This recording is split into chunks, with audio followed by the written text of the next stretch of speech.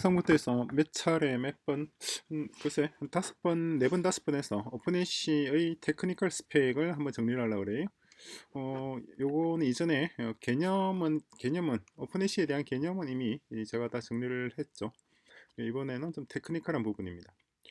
실제 이게 어떻게 동작하는지 여기 이 프롬프트를 하나 먼저 작성을 했습니다. 그리고 이번 상당히 재미있게 진행을 해요.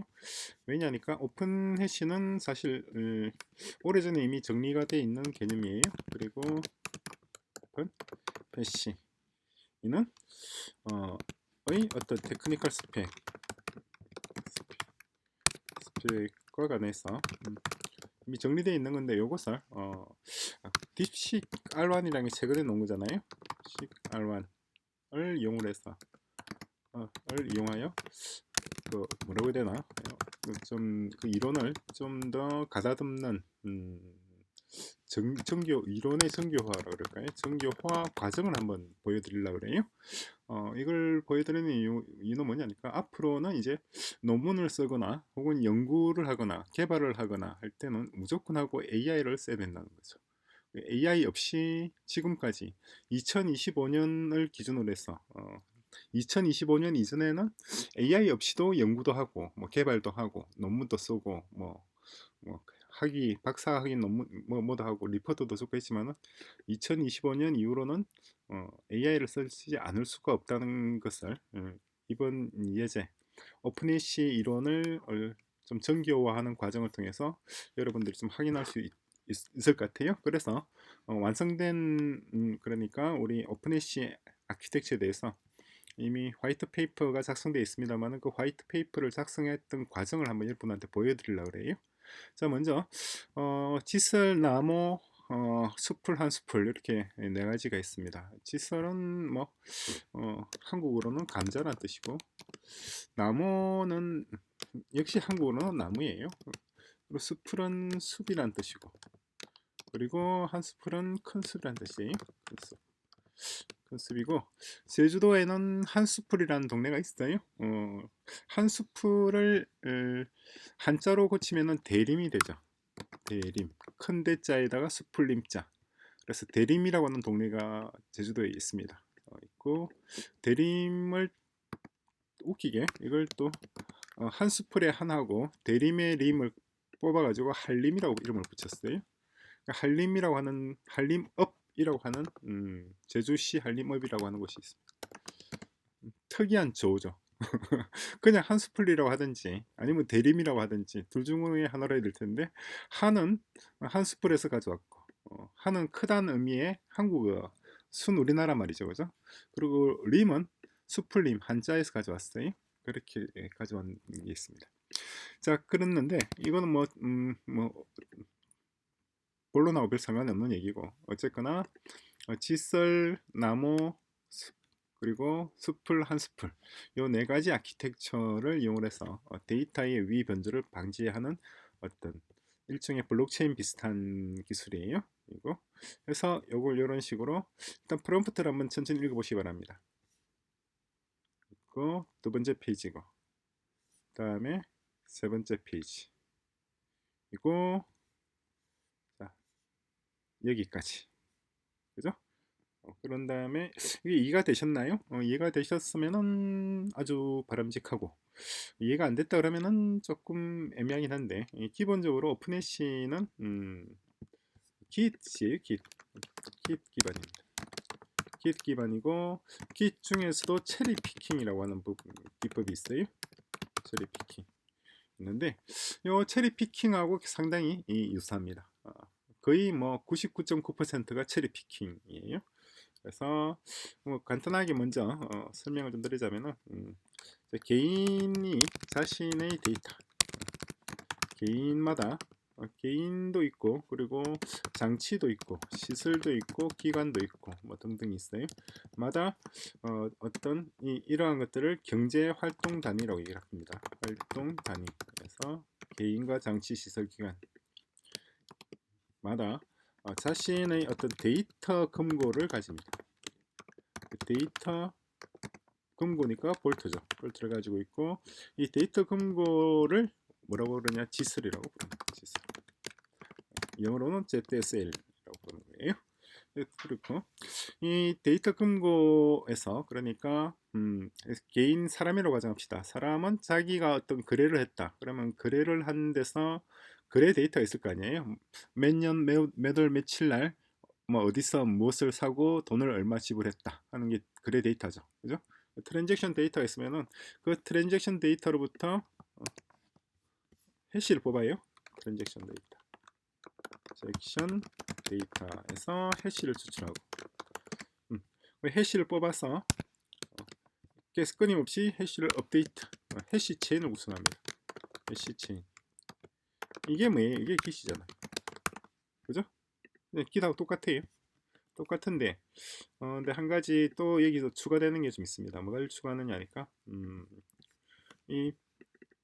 개인이 예를 들어서 1000명의 개인이 있다고 합시다. 1000명의 개인이 있으면 이 1000명의 개인마다 하나의 어떤 서버를 하나 할당합니다. 서버를 할당하고 이 서버의 역할이 뭐냐니까 개인들이 생성한 이 해시들이 있을 거 아니에요. 이 해시들을 주기적으로 뽑아와요. 그러니까 주기적으로 주기적 또는 임의적으로 임의로 개인의 개인이라고 지슬이 맞죠? 지슬의 해시를 수집하여 별도의 해시 체인을 구성합니다. 해시 체인을 구성. 1000명이 있다고 가정하면 1000명의 개인으로부터 이 친구들이 끊임없이 자기의 해시 체인을 구성해 나가고 있죠. 기수를 상상하면 됩니다. 그죠? 기가 똑같아요. 그런데 서버를 하나 할당해 가지고 이 서버가 이 1000명의 개인들이 생성하는 해시 체인의 서버부터 해시를 가져와서 체리 피킹 하듯이 해시를 가져와서 자기의 해시 체인을 구성한단 말이에요. 이걸 우리가 나모라고 부릅니다. 나무는 그냥 나무란 말의 제주도식 표현이에요. 자, 나무를 구성하고 그런데 이 나무로 끝나는 것이 아니라 또 나무 1000개의 예를 들어서 100개의 나무가 있다고 합시다. 100개의 나무가 있으면 이 나무에다 100개 나무마다 서버를 또 할당을 한 다음에 또 주기적으로 똑같이 합니다. 해서 또 해시 체인을 구성을 하는데 이걸 수풀이라고 부르는 거예요. 보통 이 수풀은 도시 단위죠. 요거 이 서버는 어떤 읍면동 단위, 읍면동이고 여기는 이제 도시, 혹은 시군구, 군구 단위가 돼요.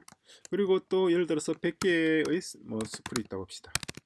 100개의 수풀이 있으면 뭐 굳이 100개일 것도 아니고 10개일 것도 아니고 어쨌거나 다수예요. 인데 마찬가지 또 서버를 할당하죠. 서버를 할당해서 얘를 똑같이 하고 얘를 이제 한 수풀이라고 부릅니다. 한 수풀. 그죠? 이건 이제 보통 국가 단위. 그죠? 또 국가도 역시 또 100개의 국가가 있다고 합시다. 100개의 국가. 그러니까 한 수풀이죠. 한 수풀 있으면 여기도 또 서버를 할당하고 똑같은 과정을 계속하는 겁니다. 이것을 이제 우리가 온누리라고 부른다. 간단하죠? 매우 심플하잖아요. 그죠? 이건 뭐 중학생들도 충분히 생각할 수 있는 그런 간단 명료한 알고리즘. 매우 간단 명료하죠. 그죠? 자, 그래서 서로 간의 수풀 체인을 연결을 하는 겁니다. 수풀 체인을 연결하고 그런 다음에 이제 얘네들이 하는 역할이 뭐냐니까 이 개인이나 장치나 시설이나 기관이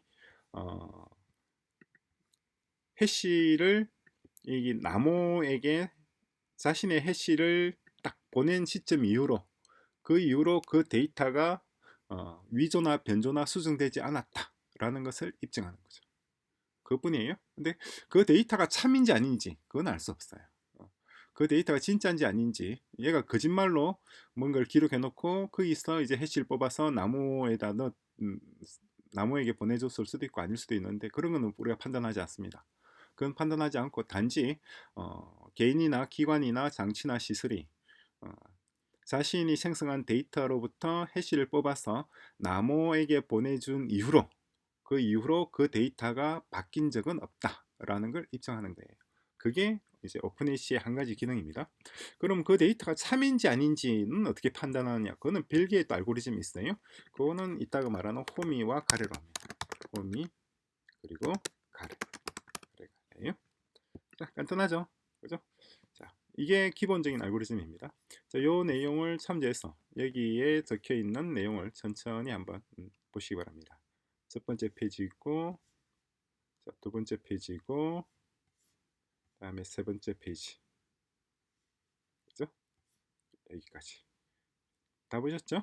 그다음에 이걸 그러면 이제 이걸 알로 안에 넣어서 이 여기 데이터에 도대체 허점이 뭐냐? 그걸 네가 한번 찾아봐라. 고 얘기를 하는 겁니다.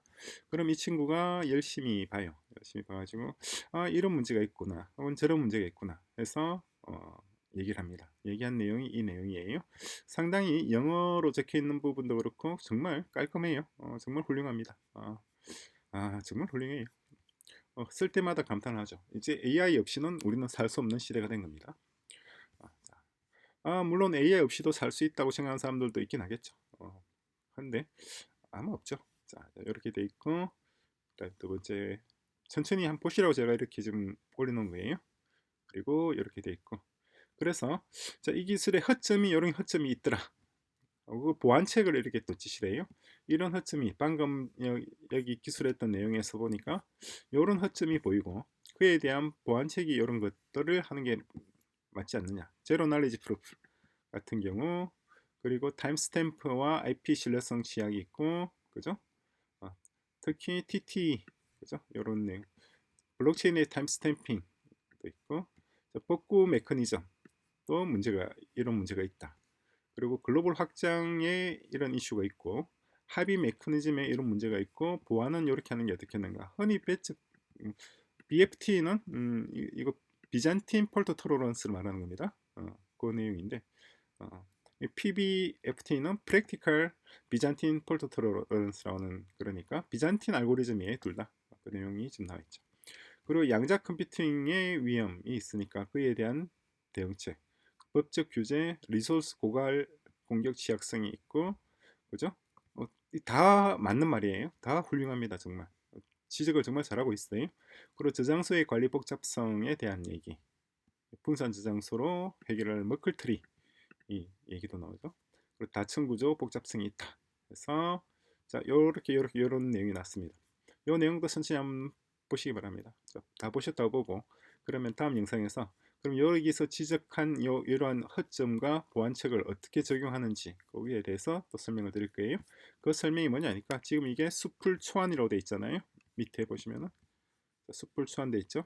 다음에 first updated 두 번째 첫 번째 갱신한 내용이 있어요. 이제 방금 지정했던 내용을 두고 그걸 어떤 식으로 수정해서 또 바꿨는지 그것을 또 설명을 다음 영상에서 설명드리겠습니다.